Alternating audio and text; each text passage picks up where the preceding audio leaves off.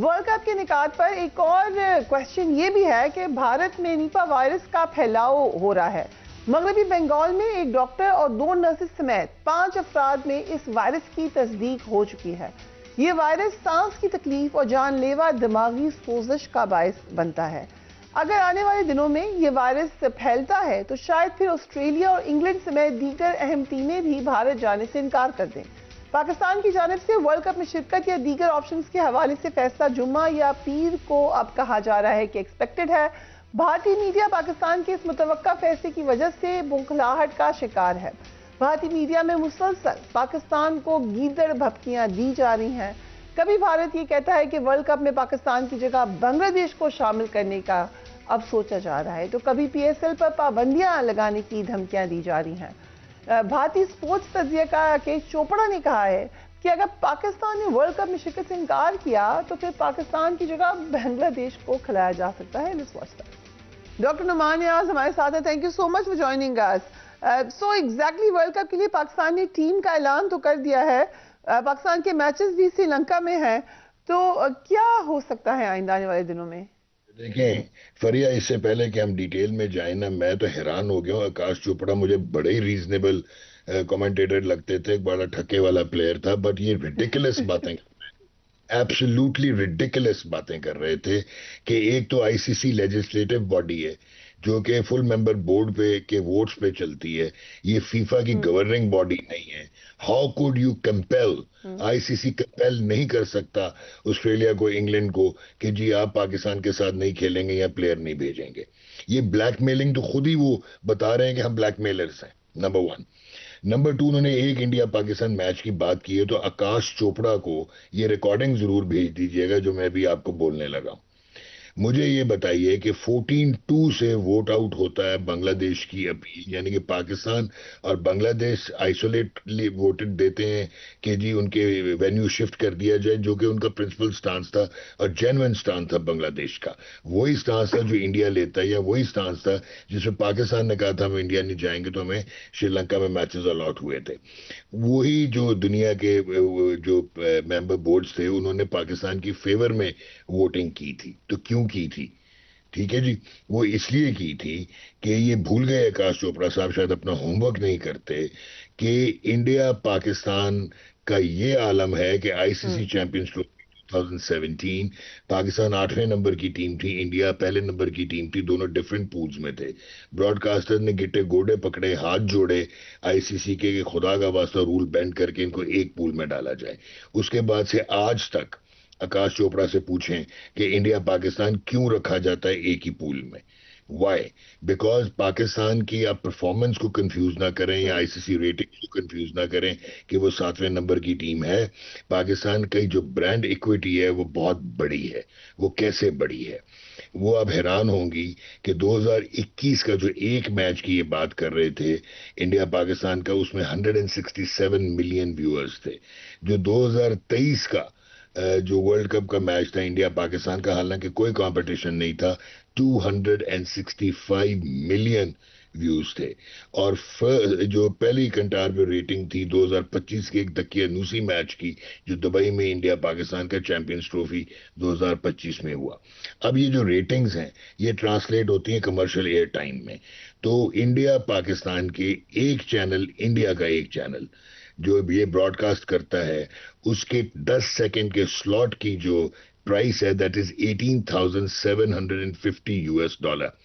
तो एक T20 जो है उसमें 50 मिनट होते हैं, यानी $5.27 मिलियन का रेवेन्यू एक चैनल बनाता है इंडिया पाकिस्तान के मैच से।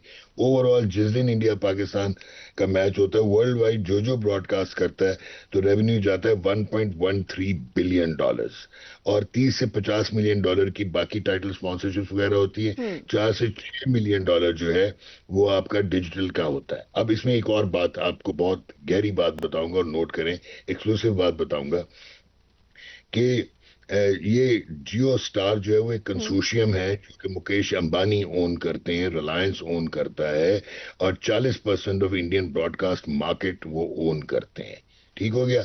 नंबर 2, जो इंटरेस्टिंग चीज है वो ये है कि उन्होंने $576 मिलियन का वायाकॉम 18 खरीदा, $8 बिलियन का उन्होंने डिज्नी यूएस खरीदा।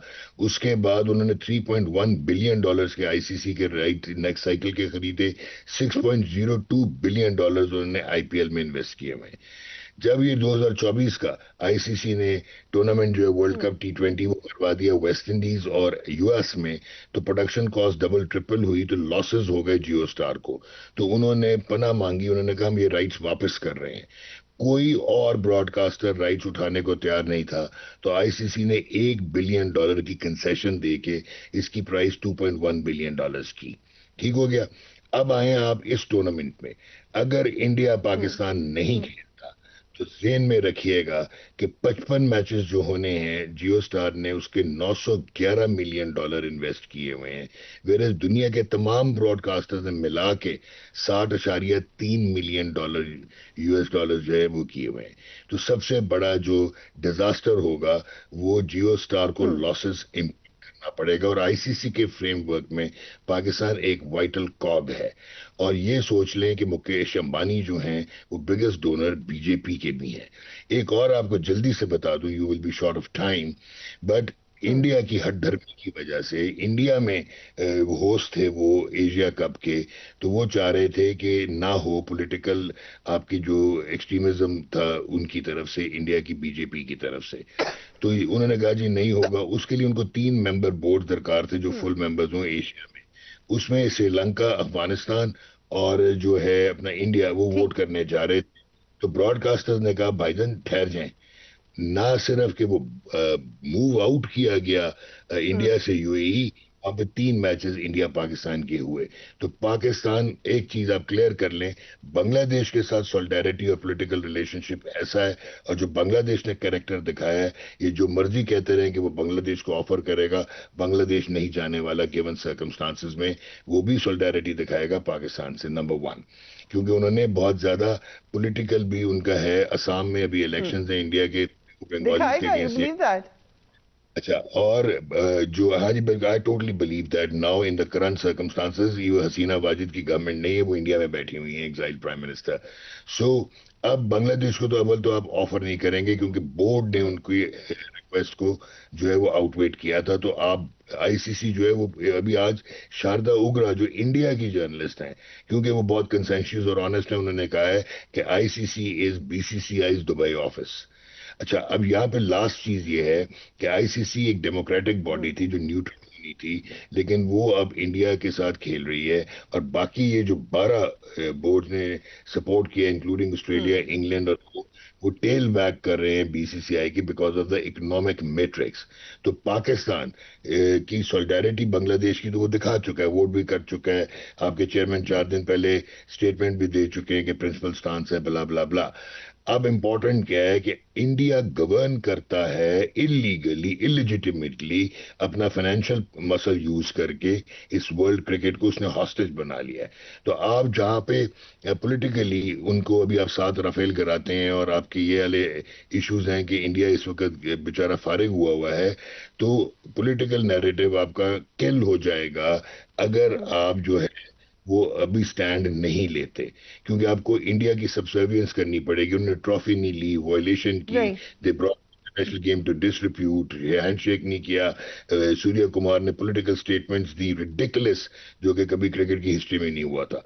तो पाकिस्तान अगर बायकॉट करता है तो ये जो फॉल्ट लाइंस हैं इंटरनेशनल क्रिकेट की गवर्नेंस में वो एक्सपोज हो जाएंगी, और आईसीसी को 10 मरतबा सोचना पड़ेगा। और बाकी जो बोर्ड हैं वो भी घबराएंगे, इसलिए कि आईसीसी के फ्रेमवर्क में 63% रेवेन्यू जो है वो इंडिया पाकिस्तान के मैचेस से जनरेट होता है।